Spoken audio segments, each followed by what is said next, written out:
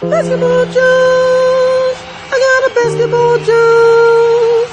I got a basketball Jones. Ooh, baby. Ooh. Kane is in the building. Ladies and gentlemen, can I please have your attention? What time is it? Sloan in the corner for the win! I've just been handed an urgent and horrifying news story. Now Myers to win the league, yes! And I need all of you to stop what you're doing and listen. Stand and Well, hello and welcome to the Below the Rim show, a show dedicated to the BBL. It's me, Pabs. I'm joined, as always, by my main man, Adez. How are you, sir? Good evening. We're joined by the northernmost correspondent, the brave-hearted Mr. Grant Young. How are you, buddy? Yeah, good. How are you? He's a tired boy. Very bless him. tired, man. He's a tired boy. And we're also joined by the media guru that is Mr. Paul Nicholson. How are you, bud? Not bad, you know. Good weekend. Two back-to-back games. Put me in a good mood. Close game and a win. So take that. Especially the close game and a win. Woo! Hey. We celebrate close games. Yay! You do when you lose every week by 40, let's be fair. This puts me in a better mood than losing by 30 or 40. We've got plenty to talk about. We're going to update everybody on the races for 2nd, 4th and 8th. We'll have a little look at the Lions, their injury problems, looking at their EuroCup game and going into the playoffs. We'll discuss the article recently about the Manchester Giants and just how everybody needs to say sorry to Adez. We'll do some BTR 5. Got a couple of fan questions if we've got time, predictions, and we'll finish with the quiz to see who's going to choose the song to play out the show with. Let's kick things off then. Let's update everyone regarding the race for 2nd place, first off the bat. Funny old weekend of basketball, wasn't it? Lots of entertaining games, but what those of you will notice, especially Mr. Grant Young, is that the Bristol Flyers threw away a game against the Caledonia Gladiators. By throwaway, I mean an opportunity to keep the pressure onto Leicester Riders. Leicester themselves obviously lost in a very close affair to the London Lions. I think actually some of us predicted Riders to win that one off the back of the Lions' performances lately. So Riders lost one, Bristol Flyers won one, and then Bristol Flyers lost one, and then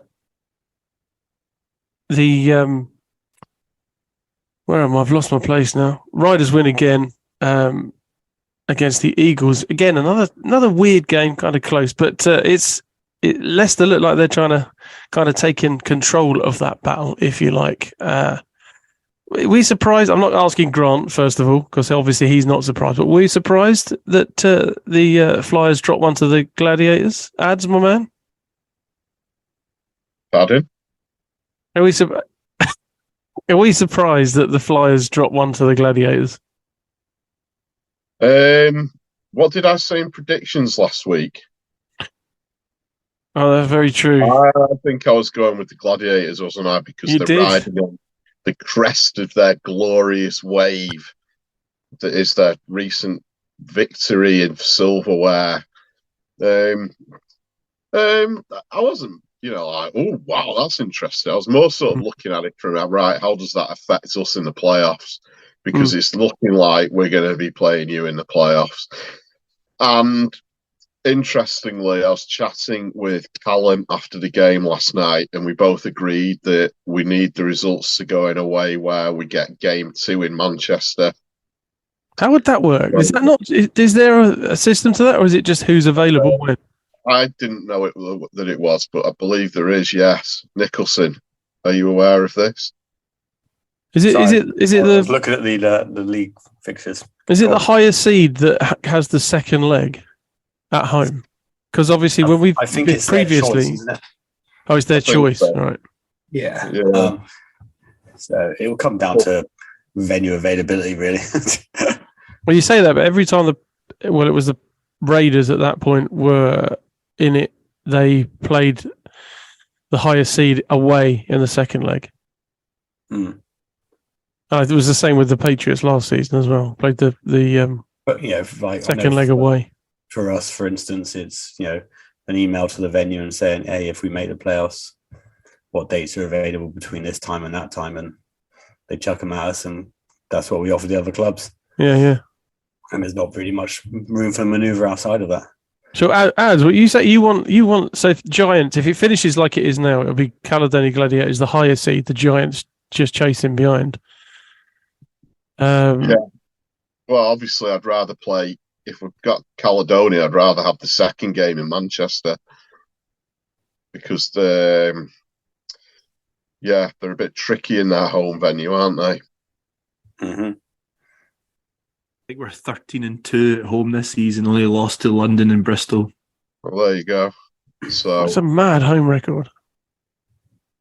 Definitely would rather bring it back to Manchester if it's the second game that's going to do it, because that home crowd advantage thing in the playoffs can be the difference. All right, my man. Is that how you feel about this? Would you rather have that second leg in Caledonia, in Glasgow?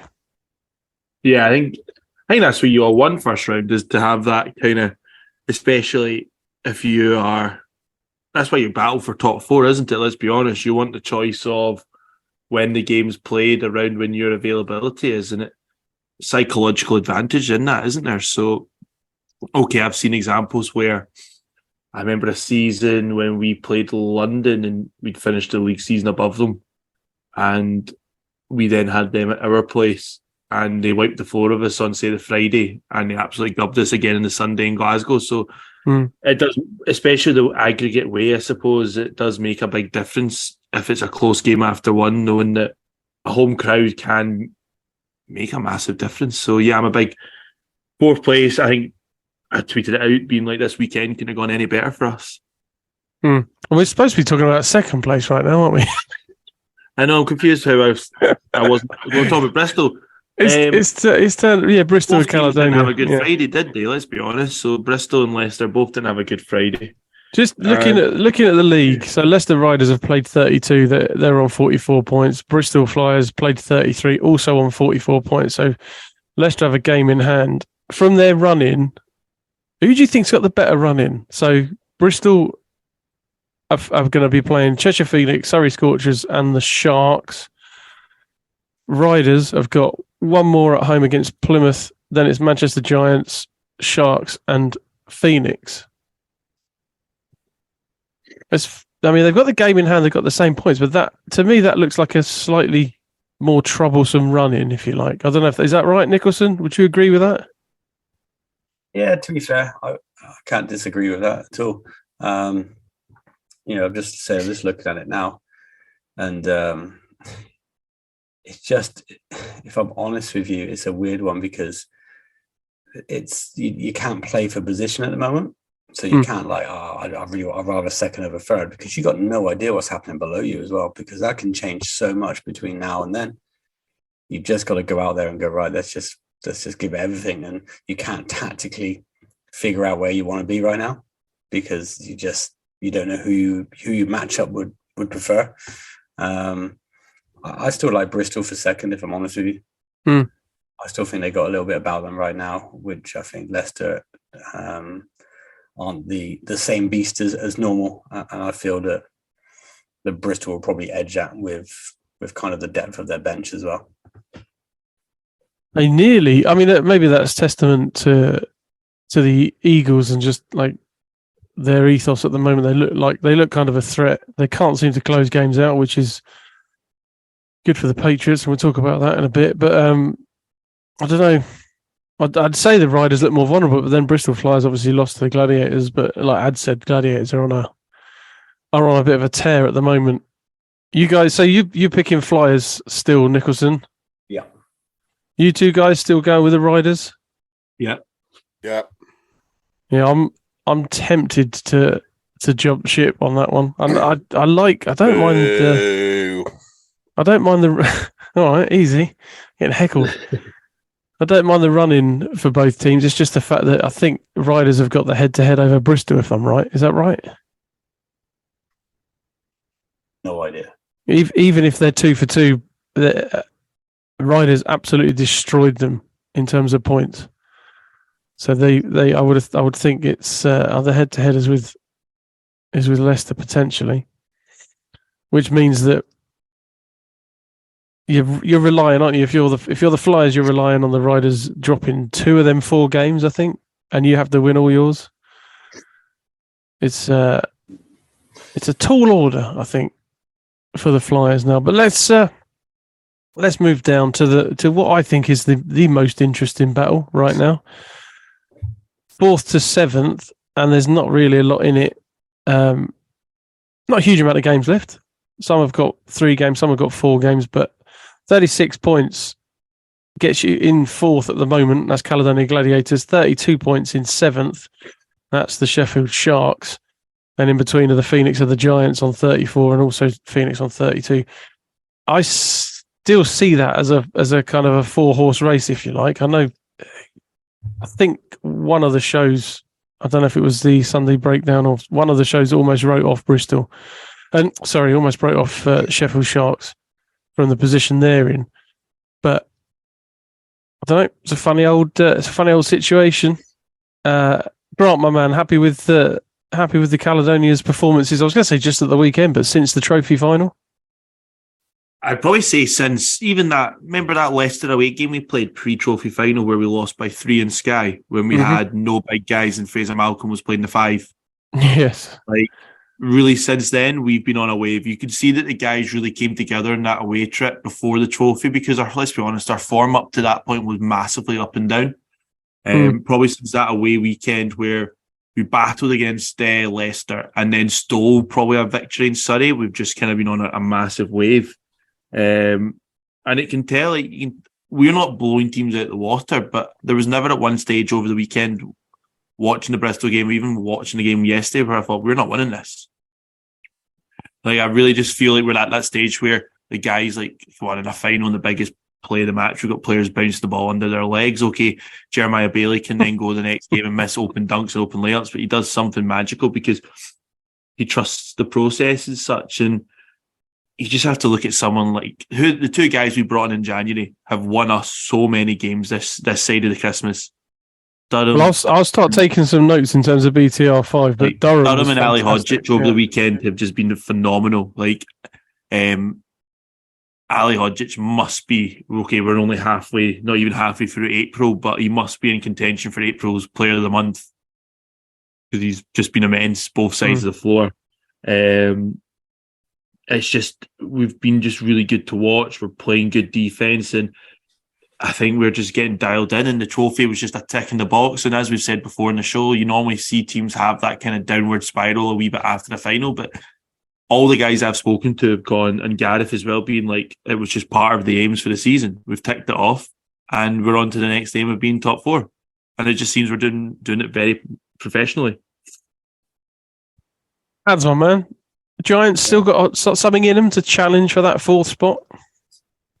I mean, the running for the Giants isn't as bad as for other teams. I think we got Sheffield away, Surrey away, and then Leicester at home, which is the toughest of the 3. But I tell you what's a big advantage to us in the Leicester game at home, in that if the atmosphere can be anything like it was at Retro Night last week, then hopefully they'll rise to the occasion, because that's one of the best atmospheres I've been in a British game for years. And it was incredible. Obviously, the result didn't go their way, but, there's some big-time players on the Giants team, and they come up at big-time moments. So I'm hoping that we might just give Leicester a run. And then if we can nick that game off Surrey as well, I think it's still. You guys have got Surrey last game, haven't you? Yeah. So I mean, it's still doable. Whether it'll happen or not, I don't know. I mean, this league, 4th to 7th, like we keep saying, it's crazy. I'm just trying to work out whether it's still feasible that we could end up with the Knicks in the playoffs. Well, the interesting thing regarding Caledonia's running is that they've got the Lions last game of the season. So it's a relatively easy running up till that point. So there's We'll kind just of phone our savings friends on in the board. London if we need a favour. You know what? We'll just phone the league and go, hey, we need another wee favour here. Some more conspiracy theories for that's all we Dave want. Forrester. How I'm just going through a few of the teams. Like Sheffield's last 3 games: Giants, Riders, Flyers. Well, I was going to ask Nicholson. The next question is. Oh, there you go. No, you're all right. I was gonna say, Nicholson, are we writing off Phoenix and Sharks based on what we've just talked about for fourth spot? I think 4th and 5th is between Caledonia and Manchester, period. I think Caledonia's running is a lot easier. I know you got Lions last game, but they've got a lot of other things to focus on, and they'll probably be resting guys a little bit for the first round of the playoffs. But I think it'll be a job. I then then wouldn't be surprised if we did the same thing if we're I think it'll be a job done by then. I don't think the Yeah. last game will even be relevant, if I'm honest with you. And I think as well as Manchester are probably going to do, and I think they will win their games, I don't see Caledonia slipping up. So that's why I don't see that 4th spot kind of going anywhere else now. But I love the fight for it because that 4th spot's so crucial this season, because that can make or break if you get to a playoff final. You miss out then on London Lions in the semi-final, which you would have thought they would progress. And that puts you in an advantage to be into the playoff finals, and then anything can happen. It's mad to look at it when you look at like run-ins, like obviously league only, like Sheffield have won 4 out of the last 5, Gladiators have won 4 of the last 5, Knicks have won 4 of their last 5. Like the teams around Manchester I think have dropped the last 3, so they've won 2 out of the last 5, and they've lost the last 3 games. So you're going, that formed teams are the other 3 and not Manchester. But Manchester have got those dudes that probably should get them over, who will probably keep them then. But then would they rather play Gladiators than anyone else in the playoffs, first round? Well, hell of a game. I've got to say, actually, I'd actually, if I had a choice in the playoffs, I'd prefer to play Cheshire, to be honest. Does 4th actually get you past the Lions? Because the way I don't think it does it? The way we do it, there's 8 teams. If 1, 2, 3, and 4 beat 5, 6, 7, and 8, then the highest seed plays the lowest seed. 1 will play 4, so you'll be playing them in the semi. Yeah, that's true. Is it? So you'd need someone. You'd need someone lower down to upset someone higher up, and then you'd go past them because they obviously would trump you and play because of the stupid way they do the seeding. Which I didn't even think about that. I thought it was the 4th is safe, but it's a 3, isn't it? Yeah, it's not. You're not a fixed bracket, so the top 3 are safe till the final. Which I mean, could set us up for a good final. I would I'd say Sharks with their run in, Manchester Giants, Leicester Riders, and Bristol Flyers. I don't think they're winning 3 of those. 2 out of 3.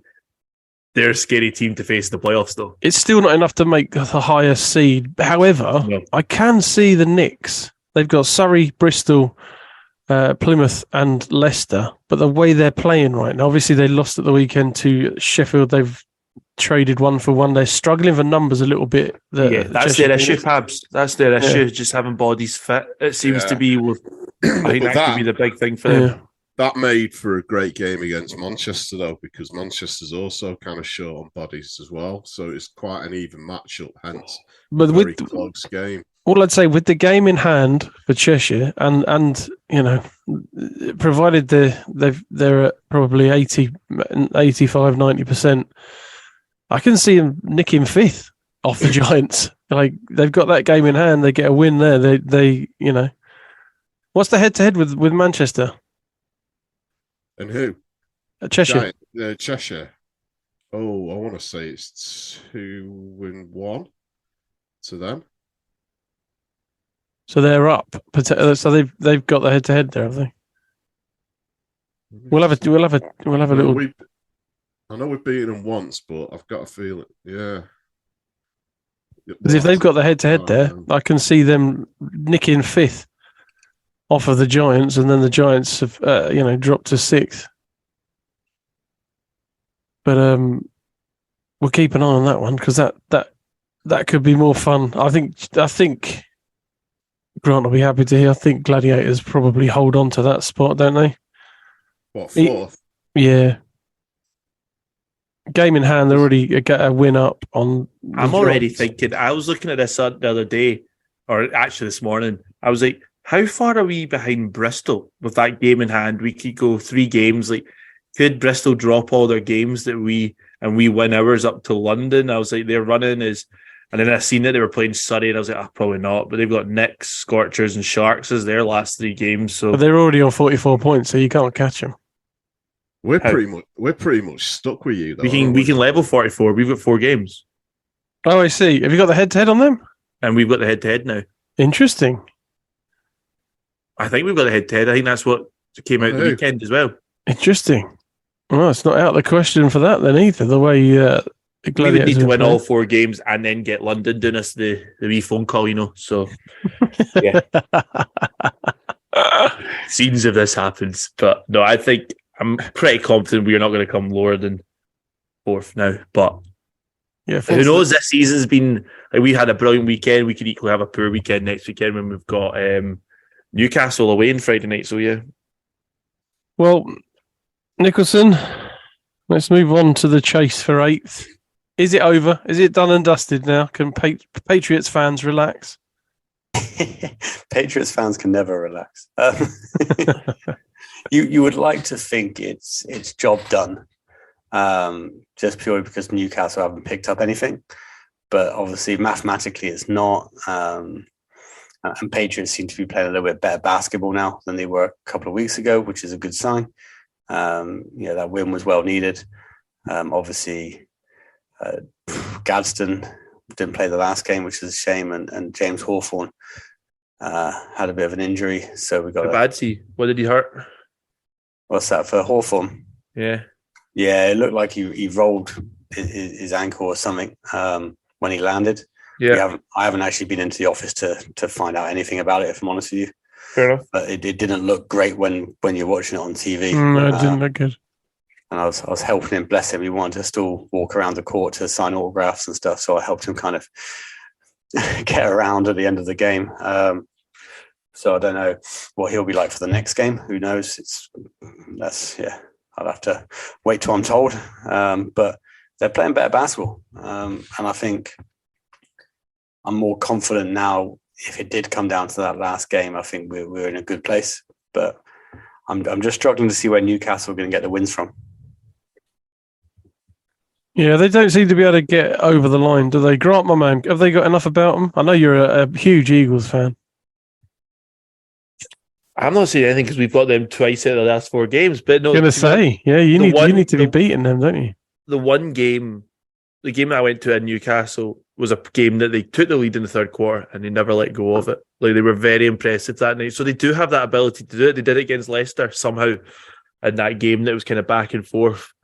And yeah, they just seem to struggle at times for some reason. It'll be interesting to see what lineup they go for against us over the next next week when we play them twice.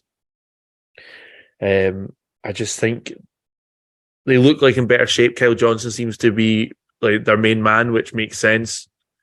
He's a good player, brilliant player, and it's good to see him in the BBL. So between him and depends what version of Hamlet you get and Justin Gordon and whatever else. So I think it's done, but I'm not questioning Newcastle could potentially win a couple of games. They could equally go. They could win either all next their 4. They could lose them all.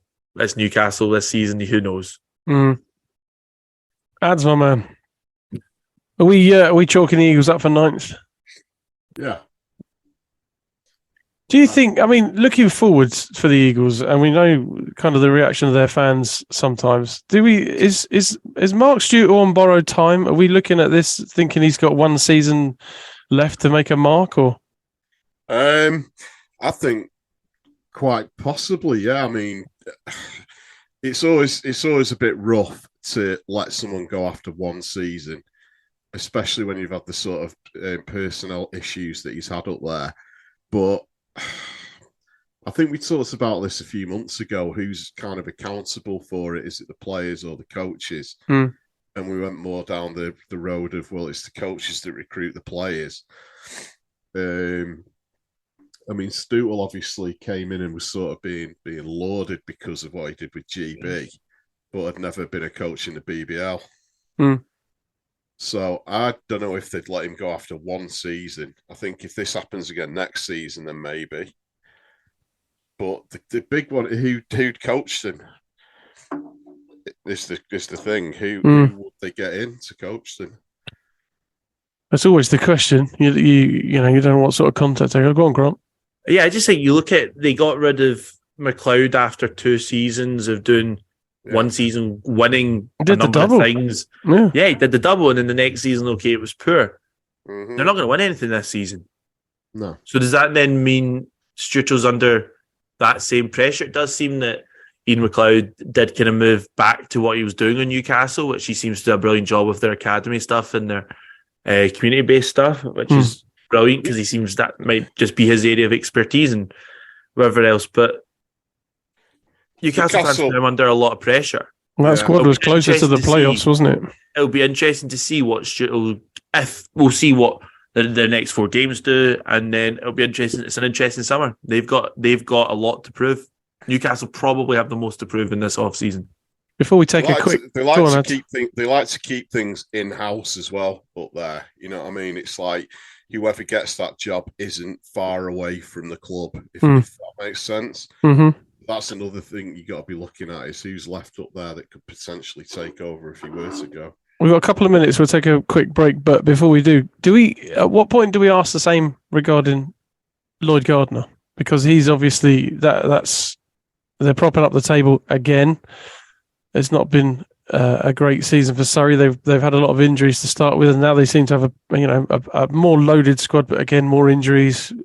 Do we ask that same question of Lloyd Gardner? I think he's safe. I think Lloyd would be safe as houses. Now Dan Clark is one of the, what is he, the owner, the GM, something like that. I'd say Lloyd's fine.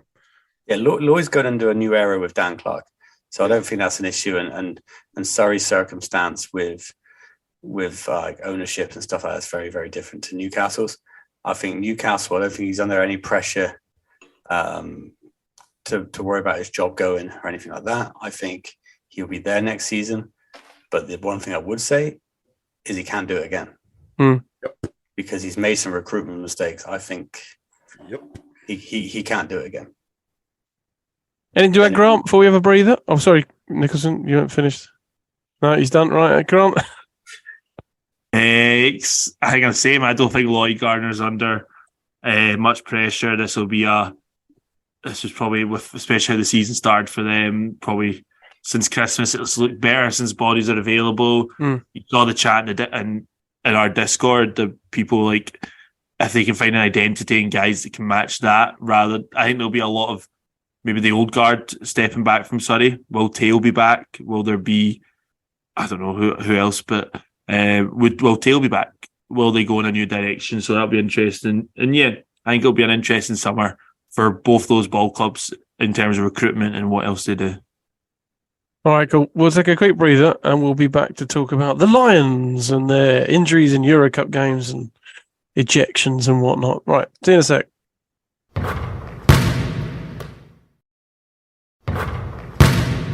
Welcome back. Just a caveat: we don't shy away from the tough questions on this show, do we, fellas? We ask them. We charge right through and out the other side, like a tunnel, if you like a tunnel of chat. Well, I fucking know what I'm talking about. Right, Lions. Let's talk about the Lions. They've EuroCup fixture coming up. They've clearly struggled with injuries. Their last couple of games in the BBL have been decided by single digits, very close affairs. Some coming down to the last seconds. They face, oh God, how do you say that? Juventus? Really? Juventus Badalona. Oh, it's Padalona. Okay, yeah, gotcha. It's on Google as Juventus. Yeah, same name. Who obviously are a rather good outfit, shall we say? Second in their group, respectively. Yeah, fellas. how's this going to go? How is this going to unfold? And Grant, you've watched a lot of these guys in Europe. You probably know a lot more about it than I do. How are they going to fare in this game? Are we expecting them, the guys all to come, the cavalry to come back, and they've been saved for this game? I don't think anyone's been saved for this game. I genuinely don't. I think watching them, who did they play last night? Manchester, didn't they? Yeah. Mm-hmm. Is that a mind? Yeah. So watching them against Manchester stages last night, they look like they could do it all. Luke Nelson looks backfiring. Mo Adez actually come into a game. He started actually clicking in the BBL, which has been quite impressive. They had Sharma back, they had Decker back, but I don't think both look overly fit. I think they're needed for numbers and probably gave them game time over the weekend to try and get some sort of movement into them for the big game, which I think is Wednesday night. I think that is. So I think they're going to struggle because the team they're playing against is very, very good. No Kamagum, no Kostas Koufos, no real depth in their guard. You know what? They probably do. Aaron Best seems to be coming into a game and has been phenomenal recently in the league and whatever else. Maione is a different man in Europe to the BBL. And Ruban seems to be, I don't know. I'm bigging him up now, but it totally depends on Decker. 100% depends on how fit Decker is. He's their main man. And if they've got Sharma, who's for some inside presence, because without Sharma, they're basically just a 3-point. They'll live and die by the 3-pointer. Well, I'm sure we'll all be watching and cheering them on. Did we work out at the end? Is it a straightforward knockout? I think it is. No one's willing. I think it is a knockout. No one's willing to dive in on that because I'll be honest, the fixtures for the round of 16, there's obviously no fixtures beyond this bunch because clearly it's a knockout from this. Anyone got anything to add in terms of European lines, fellas? Yeah, I hope they do well. I hope they are fit. Yeah, they normally put out their little injury report, so we should have an idea soon. Yeah. How fit they're going to be is, I don't know, man. They haven't hidden players from the BBL, have they? Let's be honest. They've rested a couple of guys occasionally, but they haven't done an A and a B team or anything like that. Their big players have played big minutes in the BBL, and it's a long season. There's a lot of competitions. It's catching up with them, and this is where the new owners and the players that haven't played here before are now learning, because that's how they're going to learn. And I'm sure when it comes to next season, some adjustments will get made to help them in this process. Well, having seen them last night, Decker obviously didn't seem to be at full fitness because he only played about 20 minutes. I mean, he looked good when he was on there, but to be honest, the big Best was outstanding last night. I've got to say, he was the difference. But the thing with London is they've just got size, you know what I mean, with Zubic and Sharma. You just got to get it inside to them. Those two guys like to roam along the baseline, and if you get it inside to him, there's not a lot that you can do about it. I mean, a guy who stood up to them last night and had an outstanding game for me was Ant Roberson. He just worked so hard, that guy, and he had three or four blocks, which for a guy that's 6'6", going up against those guys is no mean feat. We were out without legend. No legend. He's still injured, and that's the game you need him because they're just big. You know what I mean? And once they get inside, you just at times they made it look too easy. And this was with Decker only playing 20 minutes, but Best was, for me, he was the difference maker yesterday. Yeah, fellas, at what point do they kind of show some concern regarding the playoffs? Do you think there's a trailer thought that all their guys will be fit and ready for the playoffs, at least maybe not the first round of the playoffs, but maybe the latter stages, and particularly if they make it to the final, which we all assume they will? Are we worried about that? Are they worried about that, Mr. Nicholson, sir? Well, playoffs is the pinnacle. Like, you got to go into the playoffs and you got to go to win that thing. So, once the playoffs is done, it's done. The season's over. Like, they're going to have to go all or nothing. Just have to go all or nothing. And I think the players will. Like, they've got those type of players that will want to go there and win. They want to come away with 3 bits of silverware this season. Right, my man. It's interesting, just looking at the game last night, obviously they had Decker and Sharma back, but then they were without Josh Ward-Hibbert, who's been probably like kind of a cornerstone for their league performances this season. He's kind of been the one that's not maybe done as much in Europe because, well, he's probably been kept on for his BBL kind of experience. But they were without him last night. And I think come playoff time, they'll have him fit. They might have Bradley Caboza back, apparently. But I think other than that, I think this is it. Because Kamagam's done for the season. Who he looked like he was coming onto a game really kind of growing up in the last few games. He was getting kind of rave reviews for some of his stuff in Europe as well, which is a massive turn up from what he was getting when he at the start of the season. He was seen as kind of Lions' weakest player in their massive roster. So yeah, hopefully they do well tomorrow on Wednesday night. It'll be really great for the sport, great for London. If a team from the UK could progress through to the kind of round the quarterfinals, I suppose. Certainly. Who was any more comments on them looking at the playoffs? Playoff picture? Are we? I mean, yeah. Go on, Ads. No. You just don't want to play them. Basically, they're just good. They did the same again in a lot of ways. To Manchester they did last time, and they're just so patient and together, and they just pass the ball around. They wait for the moment, and then they just put the shot down on you. And sometimes it's like, oh, that was too easy, and then the opposition rush down the floor, try and get a basket off, nothing happens, and they just do it again, and they just sort of keep going down that route. They do it more in the second half. But I mean, Giants did well last night, to be honest. They came back into it at the end. I mean, the last sort of 30 seconds of the game went on forever. But you never really felt like it was going to make any difference. They were too far gone. Dirk was sensational last night and kept him in there. But it's just these little bit. You cannot have a momentary blip with London because they will kill you for it. But yeah, I mean, the craziest thing was the guy that got ejected, Oni. Well, yeah, we've got that on the list to talk about. You were there. Where were you sat for that? I'd like to say that me and Mr. Tresvan had something to do with it happening, to be honest, because I was sat. Tres sits on the last seat on the left hand. Nicholson, you know where he sits, don't you? You were there. He's right at the end of the row. He's vocal as hell. And oh my God, he doesn't stop. But I sat with him last night and he got the first technical, but it was like the pantomime because the refs were all looking the other way.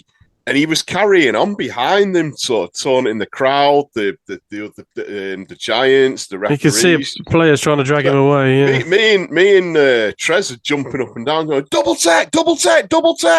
And they turned around, saw what happened, and went, yeah. Tapped him again, and he was out of there. And we were like, there you go. Did you? Is that why your name's on Statcast for that? Yeah, it's got to be. But then when he went off the court, he carried on. They had to obviously get someone to take him back to the locker room, but he was trying to. It was a bit sort of like a shit version of Dennis Rodman being ejected because he was trying to interact with the crowd. He give his shoes and his jersey away. Well, that was the thing. The guy walking out, I said to Trez, I was like, you know that the guy's walking next to him going, don't you take that jersey off. That's 50 quid each they are. You know what I mean? But yeah, he was possessed, this guy. I mean, he was just like, yeah, it was weird. Very weird. Did he flip the V's at the fans? Yeah, well, if you watch the replay, it's not a clear.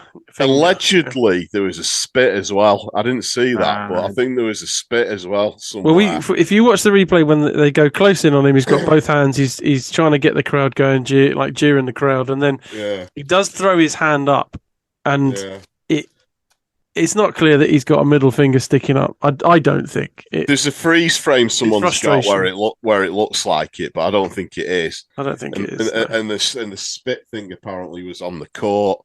Right. Just out of sheer frustration. Well, I don't know. It was like, whoa, what's up with this guy? How do we? Well, any comments on that first of all, Nicholson? Grant. Sorry, Grant. No, Paul, you go first. Yeah, go on, I Nicholson. was going to say, like, there was a similar incident last season where Gino flipped the V's at Patriots fans down in Plymouth. Not Gino. Gino would never do that. Squared up to Pete's wife. And it's Not interesting to see as the league progresses, as things are coming more and more professional and more NBA-like, let's say, with a lot of things. It's going to be. Did you see what happened in NBA yesterday? Oh yeah, the punch-ups. Oh, madness! No. Was it on his own team or something? Yeah, two Clippers and Timberwolves. Yeah. Clippers and Timberwolves. Sorry, Paul. Continue. Yeah, do you mind? Thank you. Rudy Gobert punched his own man. Go on, sorry. Yeah. Is there actually going to start being repercussions for these things? Well, that's the question, isn't it? Because in any other sport, a fine system there should be either from the club or the league or whatever. But when it's the same people, though, what do we say? Well, there's got to be one rule for everyone, right? So, well, you'd have thought that, but we know that there isn't. So, the more technology we come in with cameras and things like that, and we don't use them at the moment.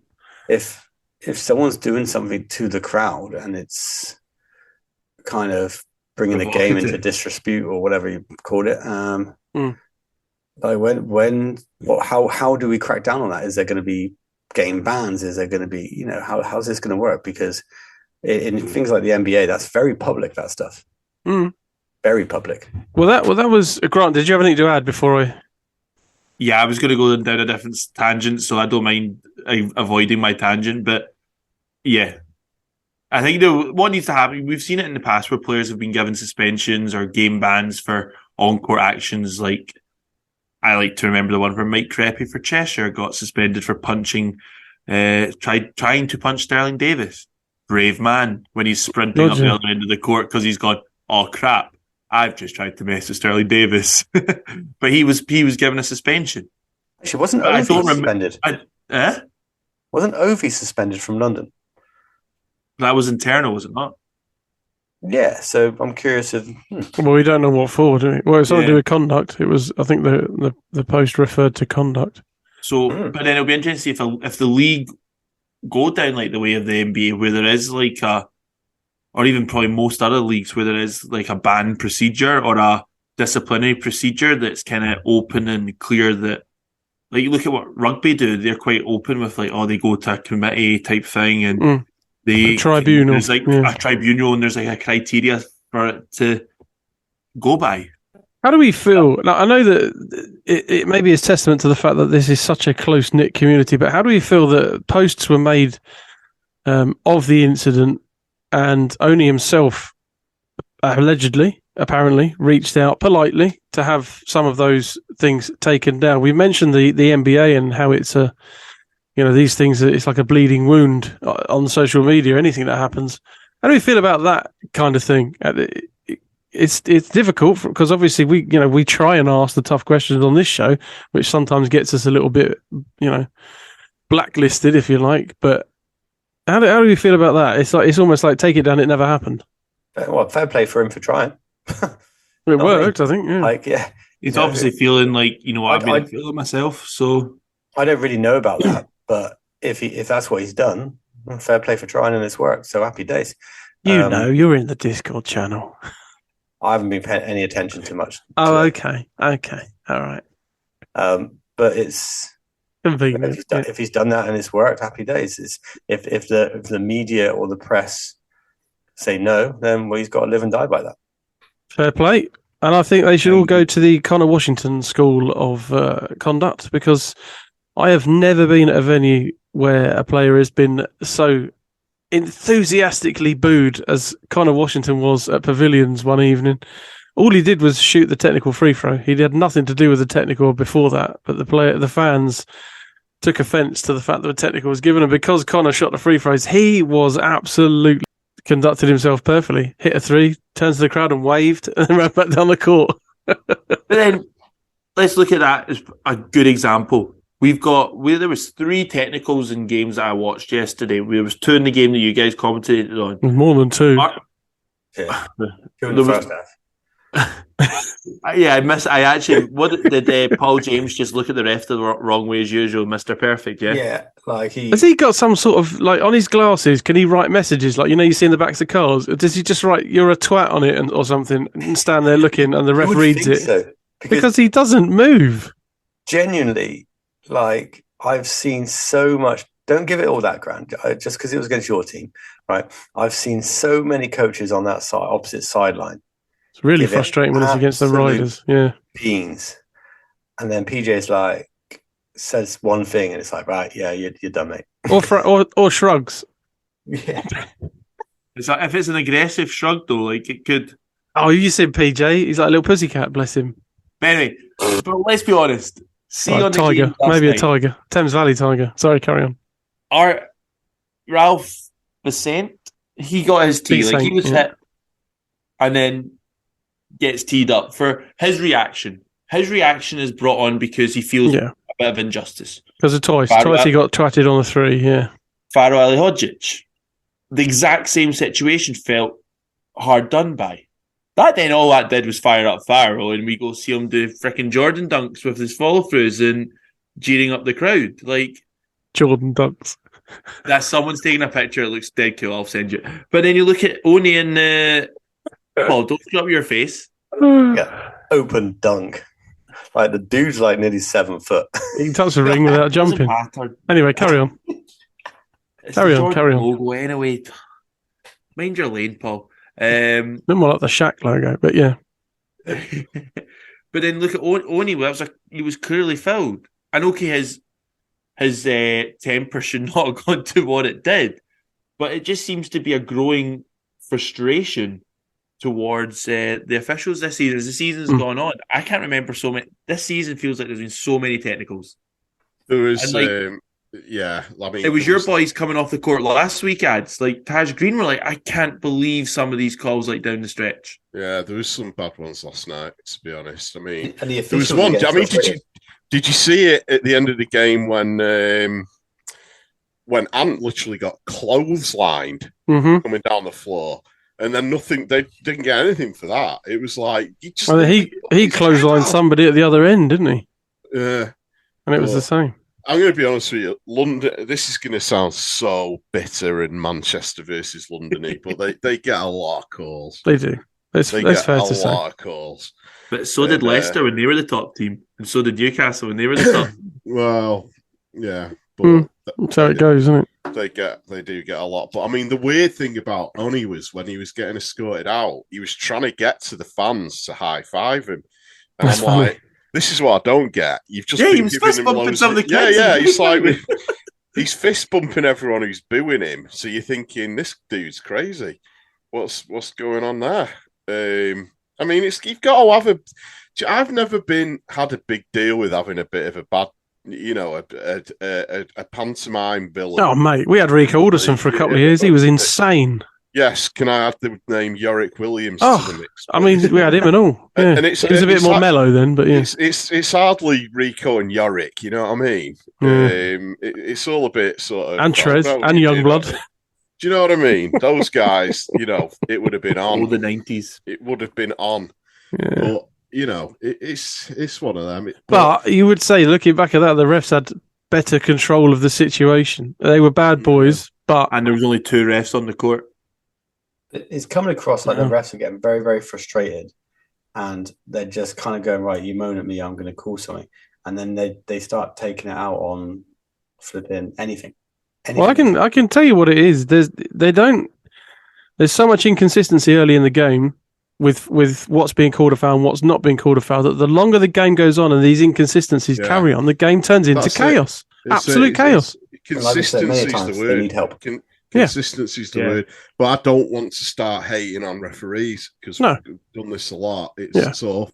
And we need to help them. They need help. They need support. They do, and this is another sort of shout out to the investors and whatever. It's like, you're making the league more NBA-ish, which is great, but you got to get this reffing thing right. You've got to support these refs. You missed the trick there, Ads. On it for 100% thought when you started the saying they're making. I thought you were going to say they're busy making expensive ball bags. Spend some money on the refs. Thank you. That's what I meant. Although I did like Nicholson's ball bag. It was a very nice ball bag. It's a funny shade of pink, that ball bag. Yeah. Wait till you see the one I've got coming out. But it's careful. I like the post, Nicholson, that you put saying whose ball bag's better or whatever it was. Something like that. Who does it better? But I thought one looks like it's a bag for a bowling ball, and one looks like it's a bag for tennis balls. Yeah. Did London react to it? Did they do? Nothing. Of course not. Of course not. Why would you? Right. Let's move. Let's move things on.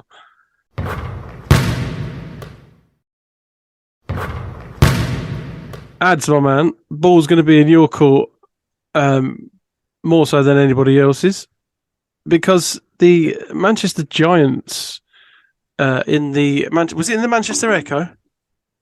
Excuse me, the Manchester Evening News. No, sorry, Manchester Evening News and the Evening News Online published an article that stated a number of things, one of which that the club was in debt to the tune of at least 500 grand before the owners of the BBR stepped in to rescue it, and Vince obviously was a big part of that and bring us what it is now. Jamie Edwards was never an owner, which we knew. He was only ever really an employee, and essentially it was a shit show from the get-go, should we say. We should make T-shirts with that on. Shit show from the get-go. Ads, my man, you were right all along. Anyone apologise to you yet?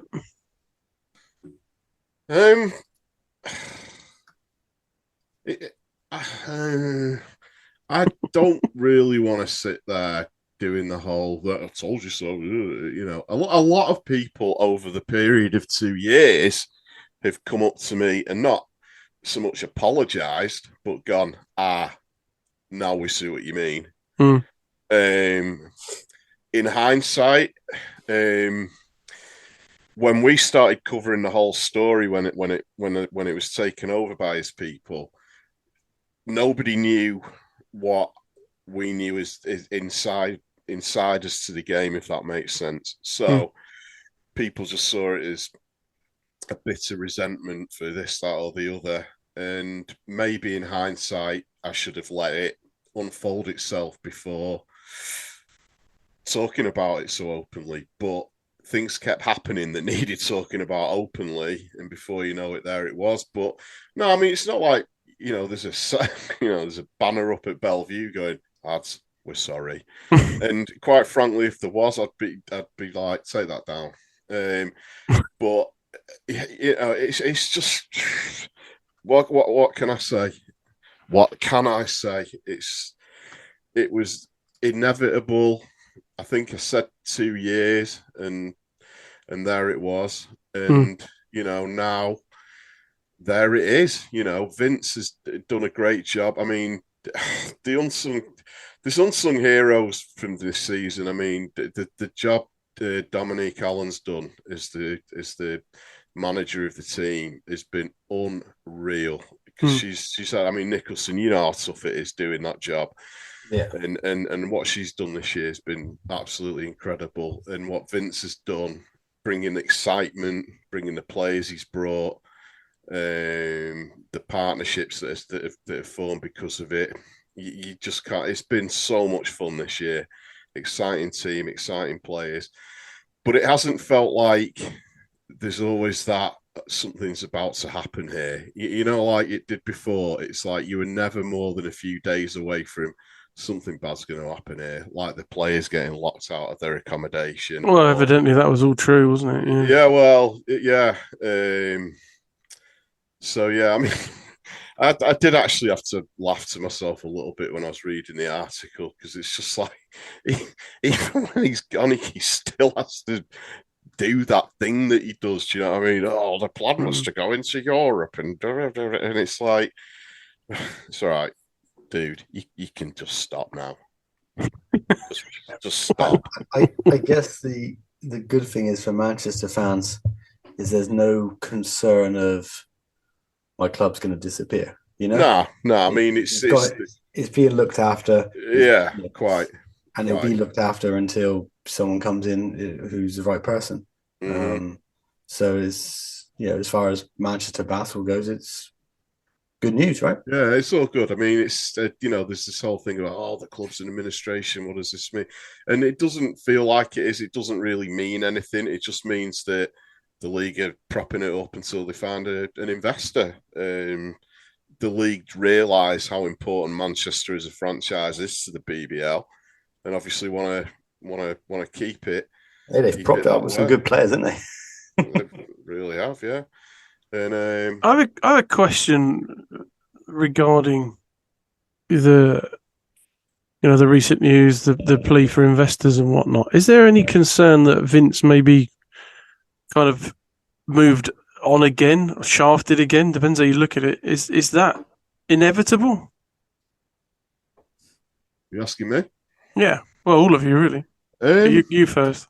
I don't really see why there would be. I mean, Vince has come to Manchester and brought his Vinceness to Manchester, which is great because there is no more enthusiastic person when talking about British basketball than Vince. He just brings that element of kind of good times, if that makes sense. And he brought some great players. The squad he put together, I still look down at it and go, we've injuries aside and losing a player here and there, we've been stacked this year. What a team! So I'd certainly like to see Vince back next year, and I know a lot of the fans would because they've really taken to him. It's Vince. He's a very, very likable person, isn't he? Absolutely. Grant, my man, any on that or? It would just be interesting to see what a new prospective owner would want to do. Like, would they want their own man at the top of the coaching? Depends if they come in, are they basketball people? Like, do they come with connections to coaches across the world or Europe or America or whatever else? So I suppose that's probably the interesting side of things. This season, Manchester team is exciting to see, like Ramon, Dirk, etc. And it looks like both of those two at least will be back next season. So it's like you look at the article, and in my opinion, it annoys me how much quotes Edwards has in the article, because I'm like, actually, this is not a negative story, but shows that actually you were out of control. And that actually you've got the goodwill of the league to understand that we need a team in Manchester. We've got a brilliant facility, a good fan base, that we're going to have to come in and step in and take the franchise away from them before we lose another big time organisation that the league needs a Manchester club. So yeah, it was interesting, the article and the wording of it, but it was stuff that, as you've said many times, and actually if the article wanted to and go on the flip side of it, they could have made it a lot worse out for many people. Yeah, I mean, I said it last week though. The one last thing I'll say about it is I actually hope things don't change that much, because the way that the club, there's a really nice vibe around the club at the moment. It's a lot of fun being there. Game night is a lot of fun. The presentations got better and better all year. The merch has got there eventually, and it's great. It's just it's a good night again, and you've not got that worry of, what's going to happen next week. And plus as well, this team, you're sort of looking down the line there at the end and seeing how they all interact with each other, and you're thinking, God, it'd be such a shame for this team to not do it again next year, because they're that close-knit. And I think that this is going to be the first time in years where you see more returning players than departing players. And I really hope we've got a fan question on that, coming up. I'd keep any of these guys from this year. We shall tackle that in just a second. Nick, was there anything to add on that before we move on? All right, good man. Right.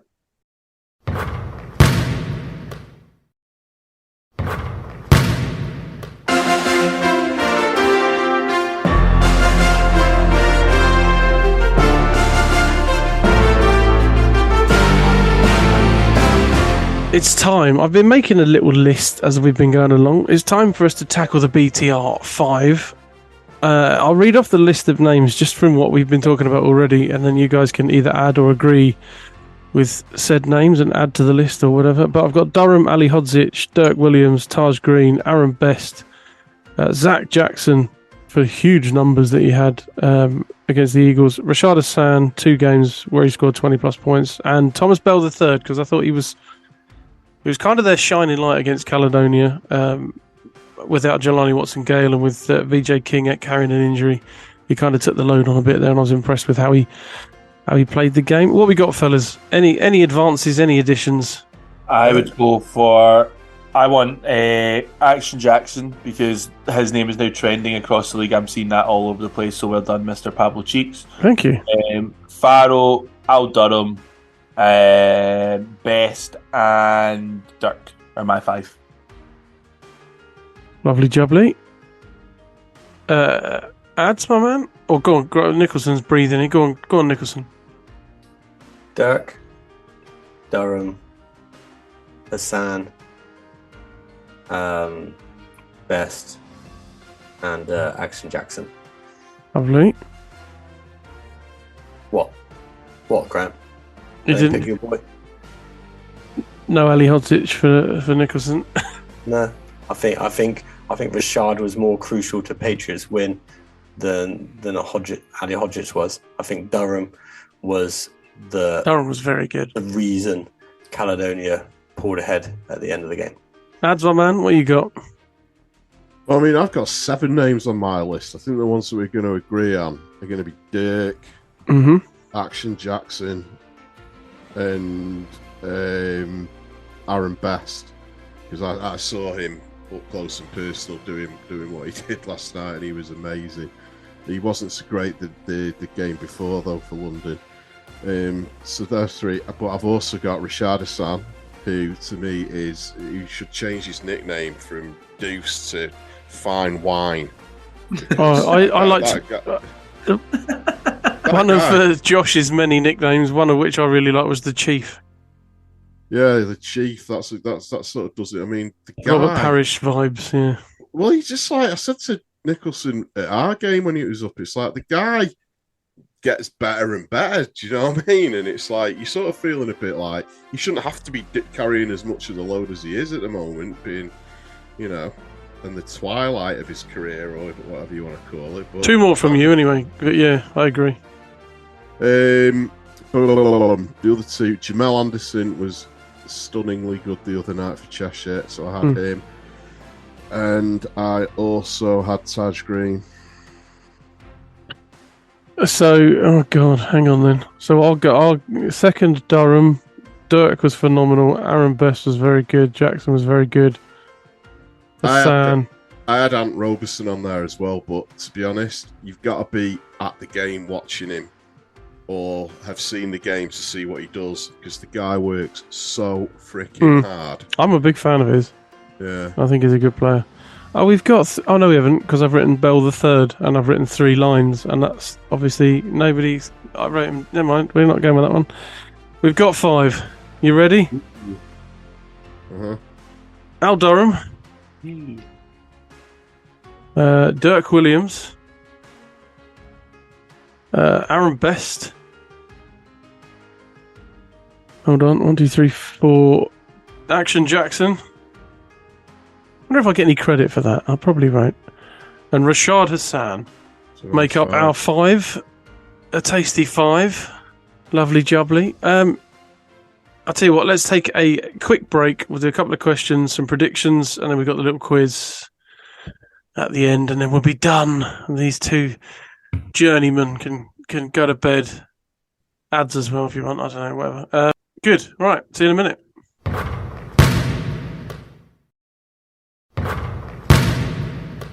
Couple of fan questions for you. Again, I've failed to write down the name of the fan that sent them in, so apologies for that, but thank you very much for your question. You're about to hear it.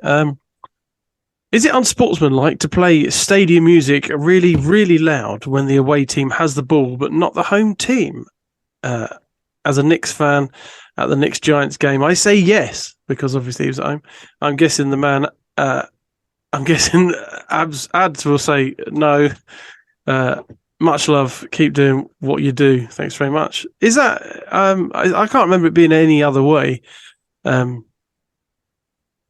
can remember a game in lockdown when Coach Kapoulis demanded that the PA system was turned off, and he got his way for about a quarter, and then Nicholson was fucking livid. Get that system back on. Ignore him. But should that be considered unsportsmanlike? Wait a minute. What's the question? Is it unsportsmanlike to play the arena music really, really loud when the away team has the ball, but not when the home team has it? Called home court advantage for a reason. Yeah, I think it's just that's just how it is. I mean, watch the NBA. You know what I mean? I think that's just how it's done. Yeah. I mean, one thing I will say is that the standard of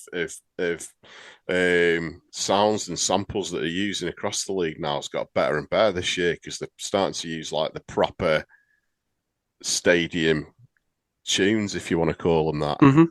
Well, this has always been the good thing about pavilions and the fact that it's got just an incredible PA system. It's insanely loud. Yeah. Grant, my man, do you like this stuff that comes out in Glasgow out there? Because that really irritating voice thing that comes out nearly ruined the final play of the trophy final. I managed just to cut it out of the bit I made. Is that not to hear? Don't know. No, it's really high pitched. Like it's audio that's been clearly fiddled with. And there's a huge echo on commentary. it. No. We're talking about the they play some audio thing like a voice. And they do it in Caledonia's. They do it at your home games as well. Sounds like the beginning of the Hot Stepper one, the lyrical gangster murderer. That one. It's like nah. No, it's the noise. I'm not doing it justice. But if you go back and watch that last play, which I'm sure you have, Grant, which is why I'm surprised you don't know what I'm talking about. Just before he says Durham is hounded at half court, there's this horrendous. A sound. Oh, it's horrible. The sound you mean? Horrible. And it was on Caledonia's home game the other night. It was on constantly. It was horrible noise. But anyway, so we think that's just a standard. It's a given. Yeah, I think it's fine. It's like when you see people miss free throws in, like, I think it was at London ago. I got like yeah. when that was a Bears one back in the day. Sheffield have one when you miss free throws. They play freaking tragedy from step. That's amazing. That should be banned. That playing Mike Shaft playing that from the 90s. That needs updated. I'm all for it. Do you know what else they used to do? They used to do at the Bears. They used to play when Homer Simpson.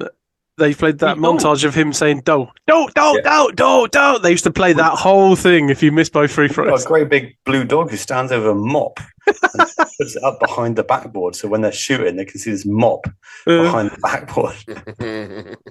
Yeah, I think we're fine with the PA system being nice and loud for the away people. Next question, second question for the show. Will there be a shift from imports wanting to leave the BBL for other leagues and from BBL clubs not wanting this current batch because they need to recruit a higher standard for next season? Grant, my man, go on. I think we'll see maybe more wanting to return if the dollar or the pound they'll see it. Players will maybe be looking for more. Mm-hmm. Clubs will still be wanting to get the better player for as little pound as possible. Let's be honest, that's how any business works. They want the best people for the less they can. So it'll be interesting to see what players want to stay. And I suppose we talked about is this maybe an idea for after like the playoffs is done is like which players do we think are staying and going from each team? Like who would their team want to keep? Who could you see leaving? And you see guys who maybe have a British passport becoming more and more valuable. Well, maybe less so than Americans. Could we be in a situation where we see Americans coming off benches rather than starting because the level of Brits is going to go through the roof potentially? I'd say the only thing with that is that the better British players will, in my opinion, undoubtedly be playing for the Lions because they will need the better British players to take them into Europe with the quota of overseas, which leaves what exactly for everybody else? I would say there's British players which aren't classed as the best British players, which rock up every season, and you go, where the hell did this guy come from? Watson Gale, as an example. He's one of the guys we could see in a London Lions jersey next season. Campbell McKenzie has a GB passport. He's been very good. I think the level of recruitment is going to go up. There's no doubt about it. I think it's already gone up. You got five imports.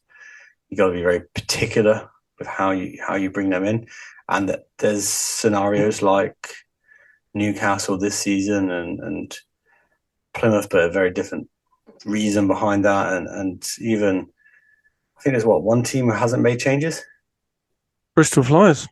Yeah, one team that hasn't made changes. So people are going to trying to get used to the fact that they can recruit 5 imports now, and now they got to be a little bit more fussy with who they're bringing in, because I think the appeal to come to the British Basketball League is a lot higher than it has been recently. Adz, my man, what you got? Yeah, I mean, it depends who these British players that we're talking about are, really. I mean, London's obviously going to be their first destination, but who are the best British players out there at the moment that aren't in the BBL? You're talking about guys like Gabe Olaseni, Miles Hesson. I can see Miles Hesson coming to London next season. Yeah, maybe Hesson will end up in the BBL. I don't know. To be honest, I think it's people tend to forget that with Brexit and everything now, Europe's a problem for a lot of British players because they're now in the same category as the American players, basically. Being British or American is the same thing going over to Europe now. So there's less roster spots available. So I don't know. I mean, if we're talking about retaining guys, I feel like, for my own team, the Giants, I feel like there's, if I'm looking down the list and going, right, can I see him coming back? I think I can see Fletch coming back. I can see Dirk coming back. I can see so-and-so coming back. You know what I mean? You just get that feeling. And that's, for me, if the league's going to change dramatically, one thing that I want to see teams together for a longer period of time.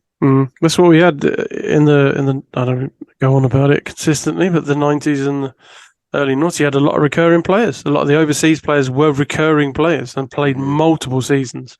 And that's something I see going on with Gladiators. Like, obviously, already, you're going to get this kind of Scottish guys back. Ali Fraser's maybe the question mark.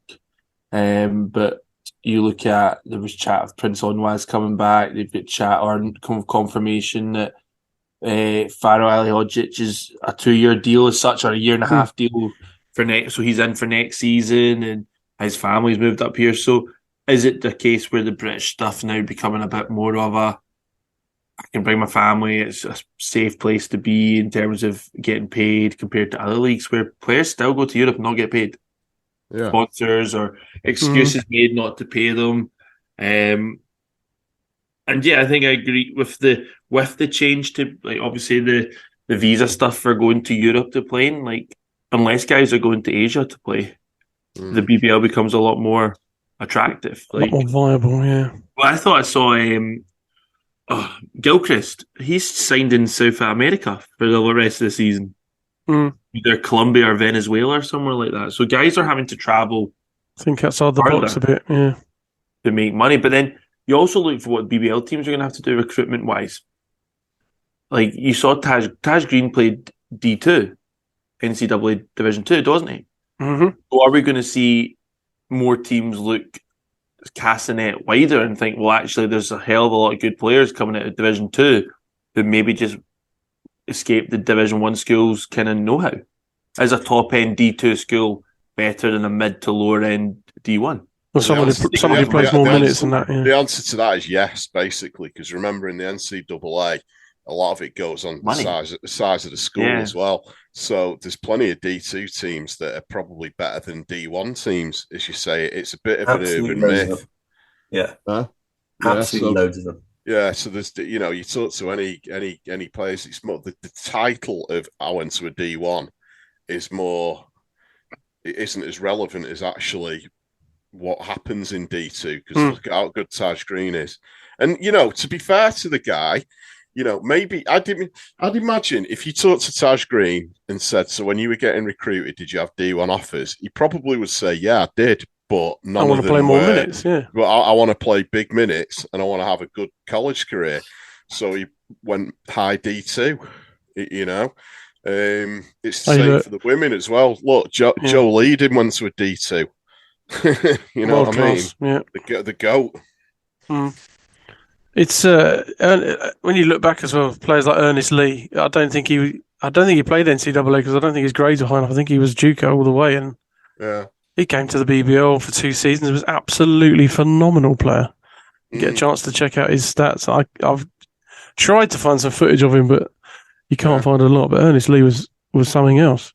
But in terms of returning players who's going to chop and change, I can see normally the system is, isn't it? The lower teams tend to change a lot more, whereas the better teams tend to tweak a little bit.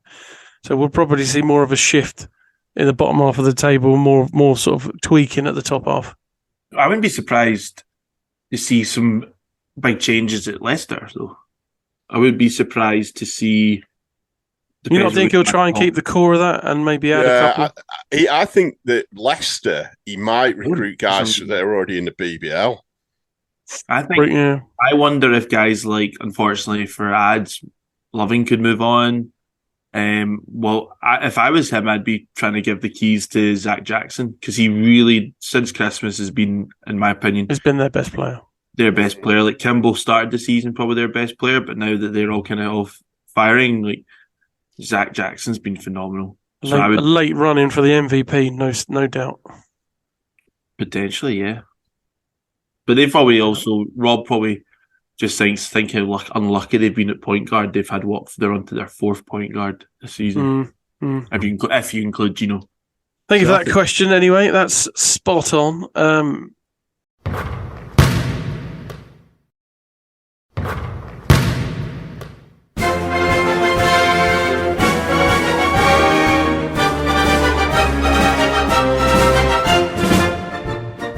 Let's do some predictions. Let's get those done. Let's total up what happened last weekend. So, Adez was the only one who had the Riders. So he drops one there. Thank you, by the way, to who was it? It's liver gas or something, isn't it? On Twitter, who pointed out after having to be fair, I'd had a couple of very long days and I'd fucked it up, but we put it right. Nicholson was happy. Sharks, Eagles. Sharks got the win on that one, didn't they? Didn't they? They did, didn't they? Eagles lost both games. Yeah. I was double guessing myself there. So myself and Nicholson pick up points on that one. Flyers, Glads, Adez, and Grant. Come on, Adez. The Dubs on that one. Nicholson had the Flyers. Knicks, Giants. Arse. Yeah. Adez and Grant had the Giants. Bollocks! I thought I had Knicks in that one. No, me and Nicholson. Well, we did say this could be one of those weeks where me and you are going to be miles apart because we kind of went opposites this week. Yeah, we all had the Pats. Then we all had the Gladiators, except for Nicholson, obviously, keeping it real. We all had the Riders, although that nearly went tits up, didn't it? Grant was the only one who picked the Sharks. They beat the Knicks on that one. I went Knicks again in that one. And then, is that right? We all picked the Giants against the Lions. Seems like insanity when you say it out loud, doesn't it? Did we? Yeah, four Giants across the board for that last game. If anyone wants to go back and listen to the last show and just to make sure, Nicholson mailed his in, so I've got those here. Let's total up. So 2, 3, 4, 5. Nicholson's on 104.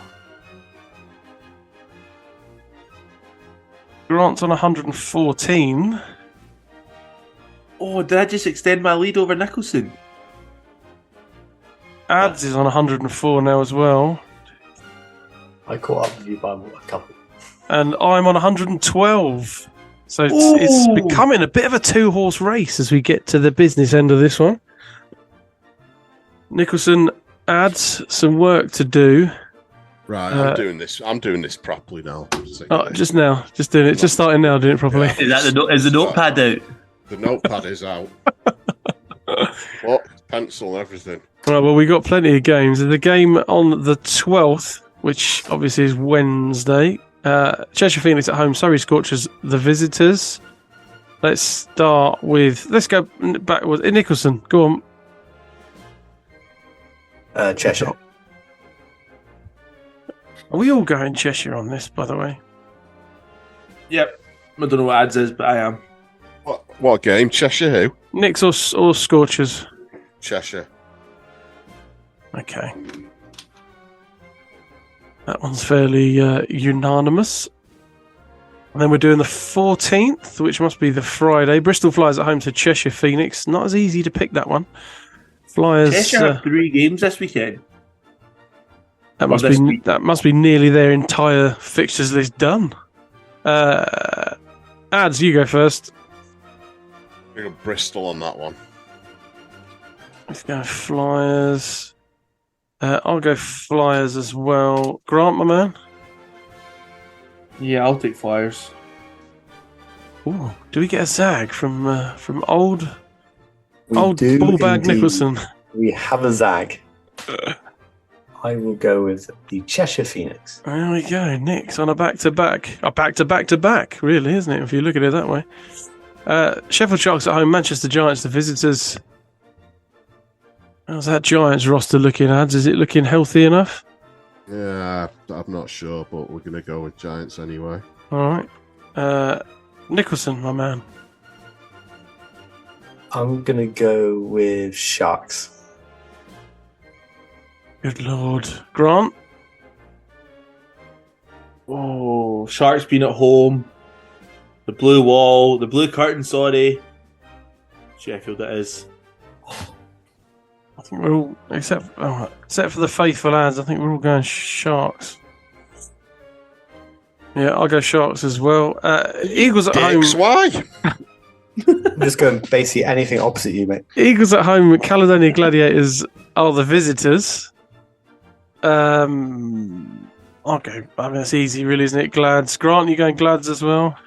Absolutely. Ads, my man. Yes. Do we I get was a going zag? opposite you until this moment. Do we go? I'll go Gladiators as well. Oh, no zag. Oh. Who are they playing? Eagles. Eagles and the Glads? Yeah, Eagles at home. Sticking with Glads? Yeah. Yeah. Good. Here's a tough one for you, Nicholson. Are you gonna zag on or not zag? Are you gonna go against form just to pick up a point? Riders at home, Plymouth City Patriots, the visitors. We'll let you go last, Nicholson. I'll go Riders. Ads, my man. Riders.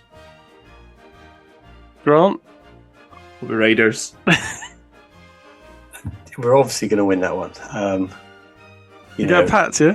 Yeah, 100%. All right, Nicholson. 100%. It's been a while since we've been a Riders team. You know, I've been in the league.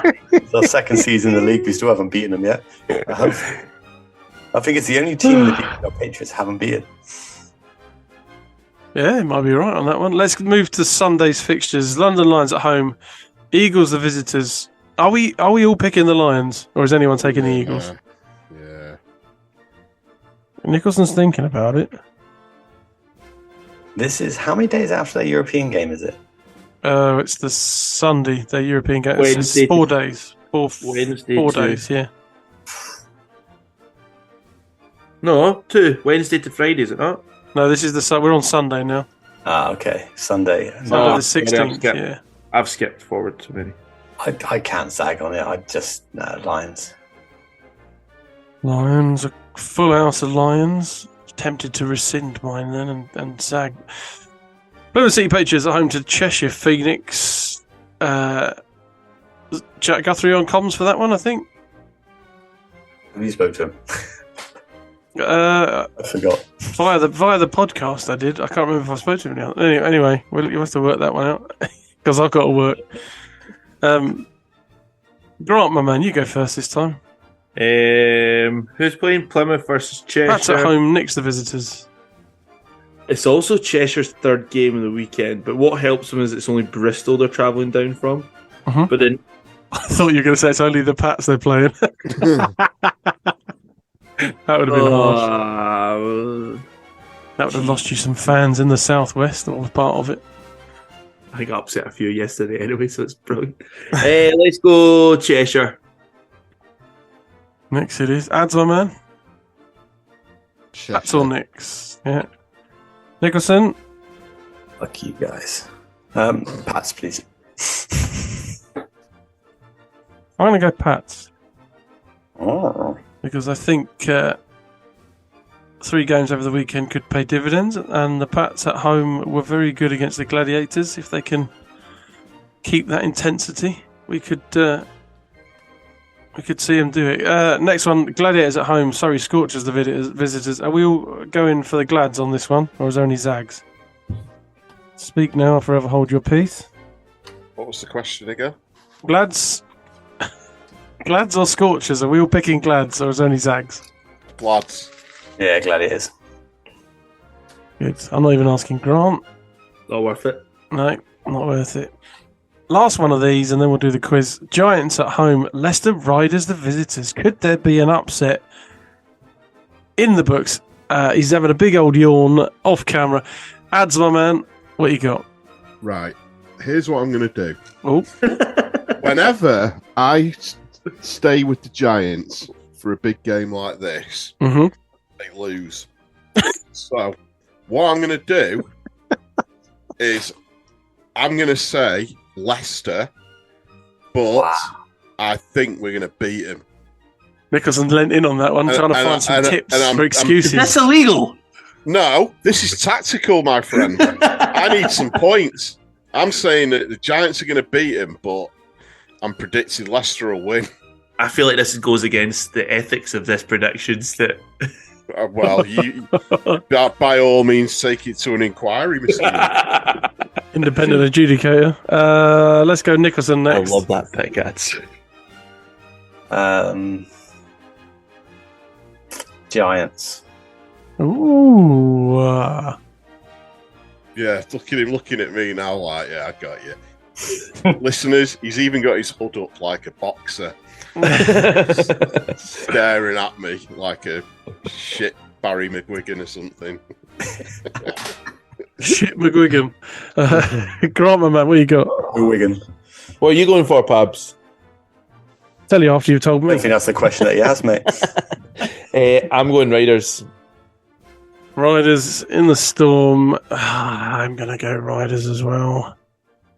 Just Nicholson could pick up the points on that one. That's the predictions done, I think. Yep, that's it. Good. Well done, everyone. We're almost there. It's the home stretch. It's time to cue that music because we're going to have a quiz.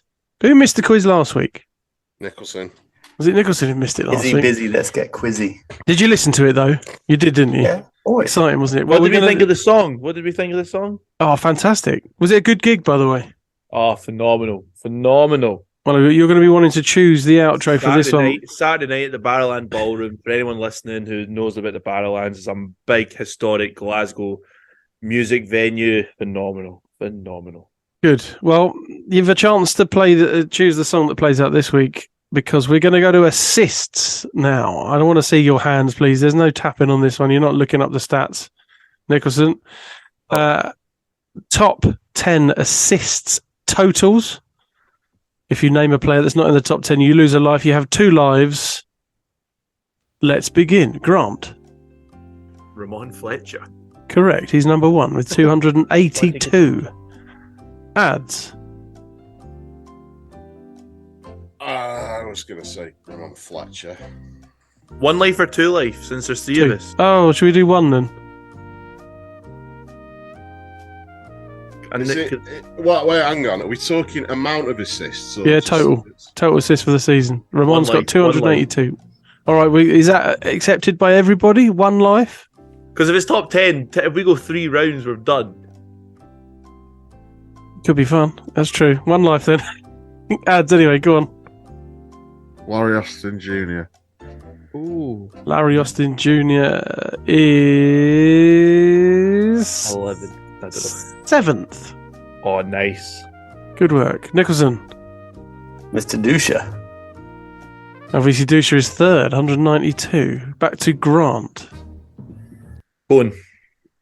David Cohn is 2nd, 202. Ads, my man.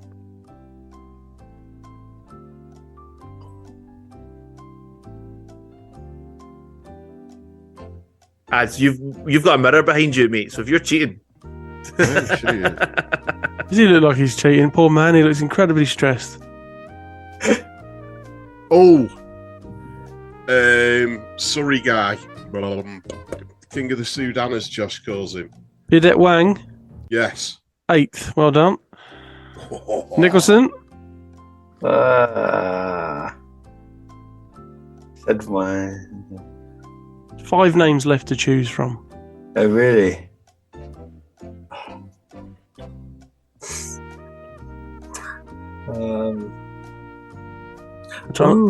Does it look like he's reading? Go on. No. What's his face? Don't know about his face. I need his name. Bristol. What's he freaking called? Mike Miller. ah, you dick. Miller is 5th. Well done. Grant, my man, back to you. He was my next guy. 4 left on the books. Oh. We might have to stretch it to 15 at this rate. Jeez, peeps, man. Is Side Nelson on it? Side Nelson is 6th. Well done. Ads, my man. 3 left.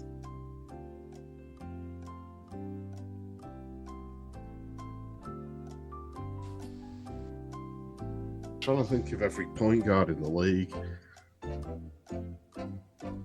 Cone. We've had David Cohn already. I mean, Kimball McKenzie. Kimball McKenzie is correct. 2 to go. Yes, Kimball. Nicholson. I'm stuck between a couple. You got a couple? Yeah. There's quite a few point guards in the league, you know. Come on then, give us one of them.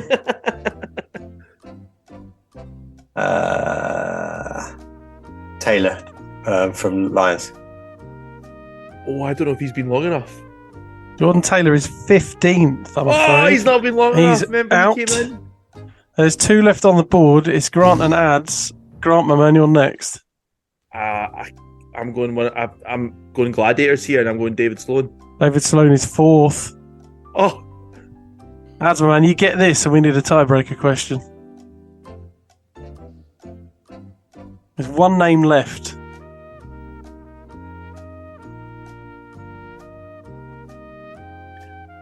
Can we have some dramatic guessing here? As in, can I name the team first? Yeah. Because then I'll know if you're wrong or right. London, you're wrong. Oh, hey! Who were you going to say? I was just going to say, if you went yes, then I'd go, ooh, right, London. No, it's not worse, is it? He's not good at it. Does anybody want to have a crack at the last one? Nicholson? The 2 I was split between was Taylor and Evans, so from Phoenix. So you were going to say Marcus Evans if you had a chance? Yeah. You'd be right. He's number 10. Not even had a whole season either. That's quite impressive. Grant, my man, you get to choose what song we're going to play out with. We'll ask you that in a second. Ads, my man, thanks for coming on. You got anything to plug before we go? No. Good. Lovely. I'm sulking now. I Oh. was going to get to play the song I wanted. You'll have a chance again. We'll do another quiz. In fact, I'll plug it now. We're going to do an end of season quiz as well. which will consist of questions from this whole season. So look out for that. That'll be a bit of fun. Nicholson, my man, thank you for coming on. Now you're a tired boy. It's getting late now as well. Any to plug anything to say before we go? No. Good. That's clear. Grant, anything coming up on the Gladcast podcast? Hopefully. Good. Lovely. It's a fruitful bunch. Anything to plug along those lines, or is it a secret? How about you, Pabs? What have you got to plug? Yeah, what have you got, Pabs? Yeah, plug Me, I've been trying to make some shorts, not to wear for YouTube and possibly for Instagram if I can work out how to get them on there. Made some shorts about some classic BBL players. In the canon at the moment is Ross Saunders, Nigel Lloyd, and of course Alan Cunningham. But I can't believe Alan Cunningham's not already been published. Then not dropped those yet, but we'll get those out there because apparently that's the way to go. Make some YouTube shorts, but who knows? What song we having in, Grant, my man? Right. So last week we had Saint Phoenix. I got to write this down. Yeah. This week, because I'll play one again because I'm just a genius. On Friday night I was at Macklemore. All right. One of the best gigs I've been at for a long time, actually.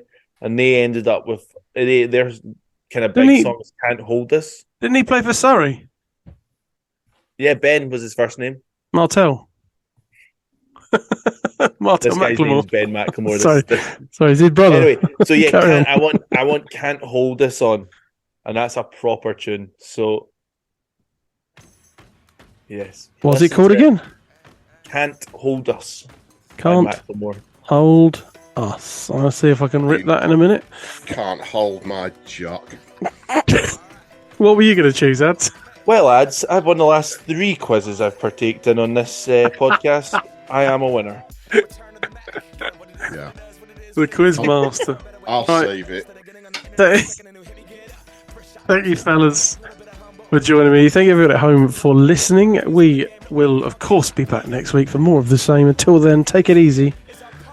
We'll speak to you soon. And we did it all way, chrome music. I shed my skin and put my bones into everything I record to it. And yeah, I'm on. Let that stage light go and shine on down. Got that Bob Barker suit game and Plinko in my style. Money, stay on my craft and stick around for those pounds. But I do that to pass the torch and put on for my town. Trust me, on my INDEPENDENT shit hustling. Chasing dreams since I was 14 with the 4-track bustin'.